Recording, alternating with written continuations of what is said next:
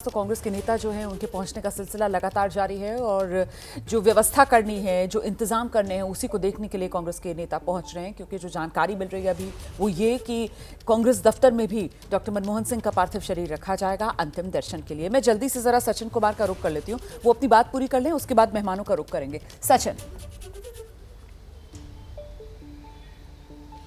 जी बिल्कुल, हम बात कर रहे थे कि डॉक्टर मनमोहन सिंह के दिल में पंजाब जो है उसका क्या स्थान था।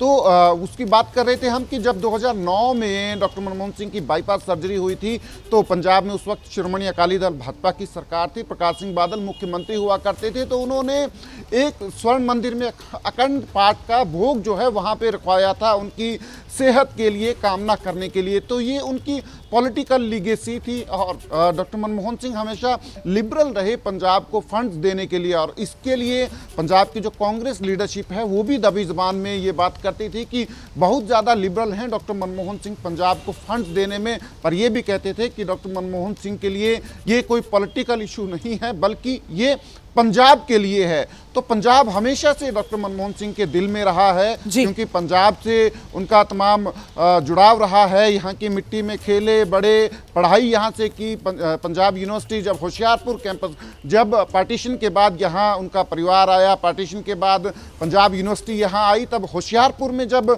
पहली दफ़ा जो है पंजाब यूनिवर्सिटी का कैंपस शुरू हुआ था, उसके बाद ये चंडीगढ़ शिफ्ट हुआ था। तो वहाँ से डॉक्टर मनमोहन सिंह ने अपनी जो इकोनॉमिक्स में जो पोस्ट ग्रेजुएशन थी वो कंप्लीट की, पंजाब यूनिवर्सिटी में जो है बतौर प्रोफेसर रहे, फिर वहां से जो है यूनाइटेड नेशंस जाते हैं। तो उनकी जो यात्रा है असल में वो जो है वो पंजाब से शुरू होती है और पंजाब हमेशा उनके दिल में रहा। बिल्कुल, जड़ें पंजाब से जुड़ी हुई, पंजाब ही से वो जुड़ाव जहां की मिट्टी में पले बंधे और जिससे हमेशा एक जुड़ाव उन्होंने महसूस किया और इसीलिए पंजाब हमेशा डॉक्टर मनमोहन सिंह के दिल में बसा।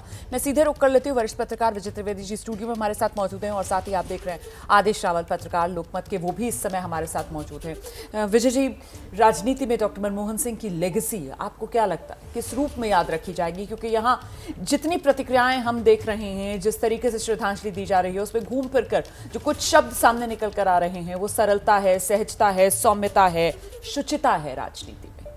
बिल्कुल ठीक बात है रोमाना जी, विनम्रता, सरलता, सहजता वो सब तो है, लेकिन एक कंट्राडिक्शन है, एक पैराडॉक्स है कि वो उतने ही दृढ़ हैं फैसले लेने में। बहुत सारे लोग उनको बहुत ऐसा समझते हैं कि सहज और सरल तो हैं तो वो कंप्रोमाइजिंग भी होंगे, लेकिन ऐसा नहीं रहा। वो हमेशा दृढ़ फैसले किए और जो भी फैसला उन्होंने किया उस पर वो खड़े रहे। और ये कहा जाए कि वो प्रधानमंत्री बने, वित्त मंत्री बने, बहुत बार ऐसे मौका है जब उन्होंने कोई भी अपनी बात को लेकर पद छोड़ने में 1 मिनट की देरी नहीं लगाई। उन्होंने कहा कि मैं पद छोड़ दूंगा, इस्तीफा देने के लिए तैयार होगा। और ये बात शुरू होती है 1971 में। आप सोचिए 1971 में वो ललित नारायण मिश्र कॉमर्स मिनिस्टर होते थे भारत सरकार के, उनके एडवाइजर थे। इकोनॉमिक एडवाइजर नहीं, एडवाइजर थे, केवल एडवाइजर थे। तो उनसे कोई नाराजगी हो गई, वो नाराज हो गए मंत्री जी, तो उनका मैं इस्तीफा दे देता हूँ। और उस समय इस्तीफा देने की जब बात हुई तो इंदिरा गांधी के जो सचिव थे उन्होंने कहा कि ये ठीक नहीं है काम, और अक्सर साहब, और उन्होंने मनमोहन सिंह को अपने पास बुला लिया जब उनको इकोनॉमिक एडवाइजर के तौर पर वहाँ पर वित्त मंत्रालय में रखा गया। तो एक आप ये भी सोचिए कि एक आदमी जो मंत्री के से नाराज जिससे हो जाता है उसका प्रमोशन हो रहा है वहाँ पर। मनमोहन सिंह जी ने एक बार कहा था, जब काबिल इतने ज्यादा थे कि उस काबिलियत को हमेशा हाँ, और ये बार बार उनके लिए कहा गया कि वो एक्सीडेंटल प्राइम मिनिस्टर हैं, लेकिन मनमोहन सिंह जी ने खुद ने कहा कि मैं एक्सीडेंटल फाइनेंस मिनिस्टर भी रहा।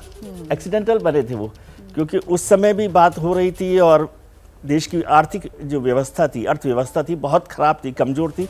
नरसिम्हा राव वहाँ पर प्रधानमंत्री बनने वाले थे। उनको जब प्रधानमंत्री बन रहे थे उससे 1 दिन पहले जो सेक्रेटरी थे, प्रिंसिपल सेक्रेटरी, उन्होंने नरेश चंद्रा जी, उन्होंने एक पूरा नोट बनाकर भेजा था 8 पेज का नरसिम्हा राव साहब के पास, भाई देश की स्थिति ये खराब है। तो उन्होंने इसके लिए सोचा कि कोई बेहतर वित्त मंत्री होना चाहिए। उन्होंने अपने सचिव, उस समय के बहुत ताकतवर सचिव होते थे पीसी अलेक्जेंडर साहब, उनको कहा कि मुझे किसी ऐसे वित्त मंत्री की ज़रूरत है जो बहुत मजबूत हो, और तब उनका नाम वहाँ पर आया वित्त मंत्री के तौर पर। अलेक्जेंडर साहब ने उनका नाम सजेस्ट किया। जब अलेक्जेंडर साहब ने फ़ोन किया उनको तो वो उस समय विदेश से लौटे थे, तो सो रहे थे, और फिर उनको जगा कर बताया गया। और अगले दिन नरसिम्हा राव ने खुद ने फ़ोन करके उनको कहा कि मैं आपको वित्त मंत्री बनाना चाहता हूँ। बस यही इसी पॉइंट से मुझे लगता है जरा आदेश के पास दर्शकों को लेकर चलेंगे।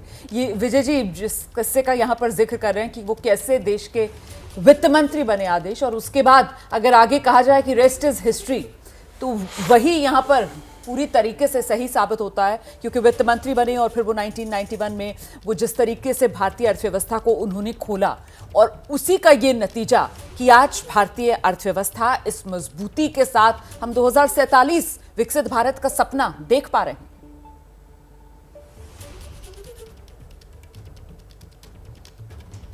आपकी आवाज नहीं आ रही आदेश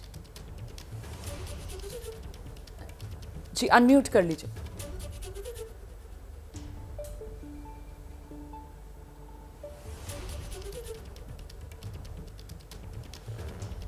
आदेश की आवाज आ पा रही है क्या?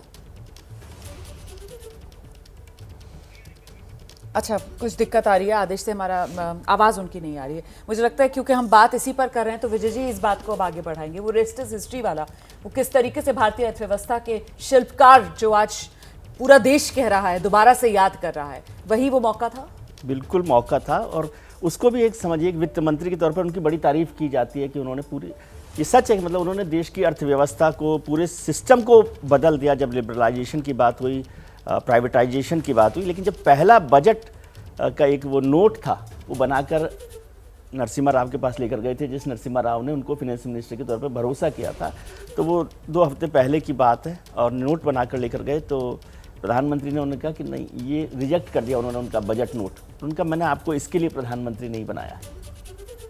फिर उन्होंने पूरा एक नया नोट बनाया, लेकिन उस नोट में जो उन्होंने काम किया था उसी का जिक्र करते हुए बजट का जब भाषण हुआ तो सबसे पहले उन्होंने विक्टर ह्यूगो को कोट किया, और विक्टर ह्यूगो को कोट करते हुए उन्होंने कहा कि जिस चीज़ का समय आ जाता है उसको दुनिया की कोई ताकत नहीं रोक सकती। तो वो लिबरलाइजेशन का वक्त था जिसे दुनिया की कोई ताकत नहीं रोक सकती थी, और उन्होंने हिंदुस्तान को एक नई अर्थव्यवस्था, जो पूरा आप समझेंगे कि हमारी पीढ़ी नहीं समझ सकती कि जो लाइसेंस राज जवाहरलाल नेहरू से उस समय तक चला है और देश ने किस किस तरह की मुश्किलों का सामना किया है, उस पूरी किताब को बदल दिया। वो बहुत बड़ा ऐतिहासिक फैसला भी है और हिम्मत भरा फैसला भी है। मैं उनकी हिम्मत के जिक्र करता हूँ क्योंकि हम लोग उनको सरलता की बात करते हैं। एक ये फैसला है आर्थिक। आप सही कह रहे हैं सर, उनके कुछ और फैसलों पर आगे हम इस चर्चा को बढ़ाएंगे, लेकिन वाकई में वो 1991 वाला बजट जिसका जिक्र अभी कर रहे थे विजय जी, उसी बजट को लेकर वित्त मंत्री निर्मला सीतारमण की तरफ से भी माइलस्टोन बजट कहकर श्रद्धांजलि डॉक्टर मनमोहन सिंह को दी गई है।